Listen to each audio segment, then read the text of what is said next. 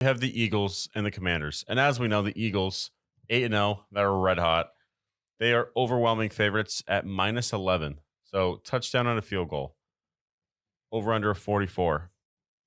And in this game, the real takeaway in this game, can the Eagles run the table and go 17-0? Well, it starts in this game, and no, they can't. I don't think they can go 17-0 just because it's so hard. And I think they're going to have the one seed wrapped up. And I think Nick Sirianni is a smart enough guy to know that as soon as you have the one seed wrapped up, it's time to start resting guys and not trying to win games. Once you have the one seed wrapped up and home field advantage in the playoffs, there's nothing left to prove in the regular season. So you have to let your players take the foot off the gas. So I think there's going to be a loss in the last 3 games of the season for that reason, because mentally you did your job, and your job is to go out there, win your division, and be the one seed. So you get that bye and you get home field advantage. Everything goes through Philly, and you can kind of just check out mentally. And I think that's okay because you need to give some of your players rest to prevent injury. So, no, I don't think they're going to go undefeated. I should disagree with you, but I won't.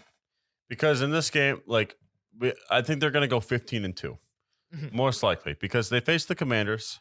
I think they're going to take care of business against the Commanders, although I do think that I would take the Commanders plus 11 because the Texans last game, they were minus 13, and it was very close to them not covering. So I think the Commanders to cover. Plus, I think a division game, primetime game, Taylor Heineke, mobility, good running backs. I think that they'll be able to make this game relatively close. I think the Eagles still win by a touchdown.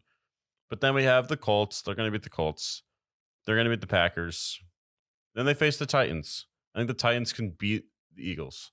I think they match up pretty well, especially if Tannehill's back. I think this is a game that they lose. I think they can lose to the Titans. The Giants, I think they can take care of business against the Giants. The Bears, with the way Justin Fields is playing, anything's possible. And then they got the Cowboys. And then they have the Saints and Giants again. So overall, there's like 3 games on this calendar moving forward where I'm like, all right, I think these are teams that they can lose to.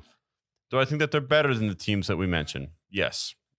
But with those teams that I mentioned, I see the Titans, I see the Bears, and I see the Cowboys as potential teams that they'll lose to.